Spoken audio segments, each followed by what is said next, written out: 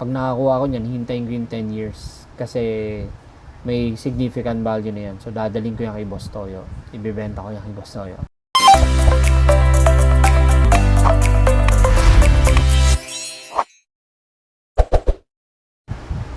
Good evening. Welcome po sa Batang Kalye's Point of View.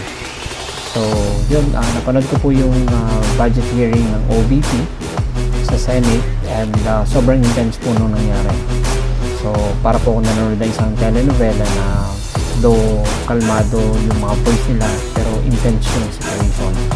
So, gusto ko lang po mag-comment bilang isang taxpayer at may karapatan po tayo para malaman kung saan napupunta yung mga tax na pinaghirapan natin ibayad sa government. So, at bukod sa pagpapasahod sa mga politiko, saan nila gagamitin? Anong project ba yun? So, trabaho po ni Senator Risa Hontiveros na ang magtanong, of course.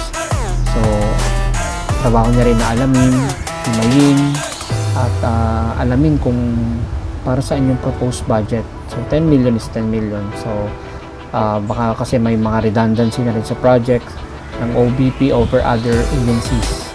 So, bago nila aprobahan talaga yung budget.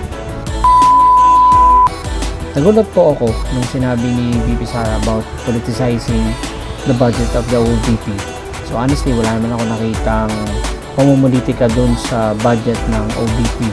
In fact, Senator Risa Hontiveros is just asking para saan gagamitin yung proposed 10 million pesos. So, ano yung nilalaman ng libro at ilan yung copy, which is dapat naman talagang itanong kasi budget hearing nga po ito. Dapat expected ng OVP yan at dapat handa din sila na talakayin. At the same time, dapat ay kailangan alam nila paano i-justify yung budget na hinihingi nila. And the thing is, medyo out of the line po yung mga naging sagot ni VP Sara. So, I remember, naikwento po ni VP Sara na humingi pa ng tulong sa kanya si Senator Risa noong bago mag-eleksyon. And sinabi niya na kasi pangalawang talo na ni Senator Risa and this time gustong manalo naman ni Senator Risa. And obviously, parang naniningil kasi ng utang na loob si VP Sara. And that is the other way of saying, don't question the proposal, just approve it, something like that. And medyo sablay yung si VP Ron.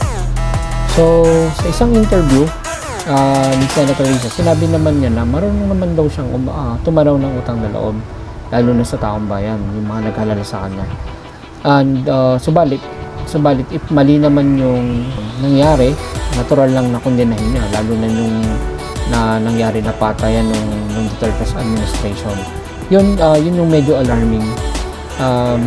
Yung pag may utang na loob ka, tapos maniningil na, tapos kahit mali, papalusutin.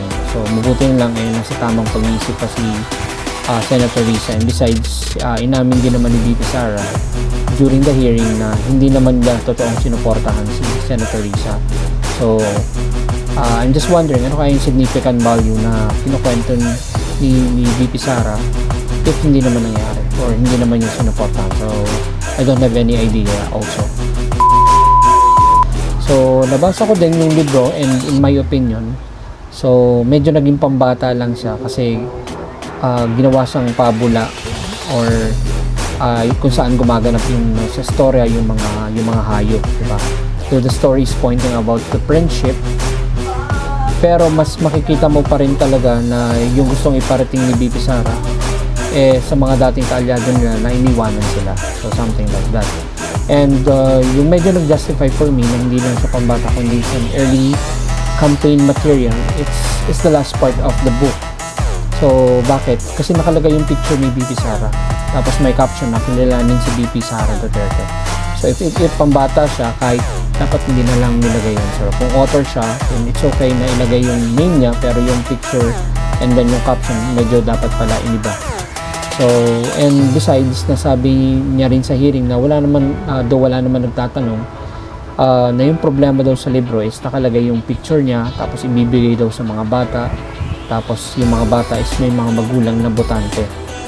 So parang wala pang nagtatanong, sinabi mo na agad kung ano yung nasa isip mo. So just like, obviously, napaka-advance nung pag-iisip ni VP Saran. Kala niya siguro ganun yung mangyayari, kaya medyo inunahan nila. So, well, na-approve din naman yung budget and sana lang magamit ng tama. Kasi pagod, puyat, gutom ang inabot ng madami sa atin para makapagbayad lang ng tax. Gagamitin para maging budget. So, yun lang. So, sana makakuha ko ng libro na to.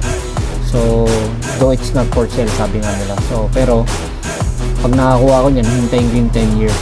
Kasi, may significant value na yan. So, dadaling ko yan kay Boss Toyo. Ibibenta ko yung Boss Toyo. So, yun, anyways, well, yun lang po muna for today. So, thank you so much for watching my content. And, thank you for watching Batang College Point of View. So, that's all for now. See you in my next vlog.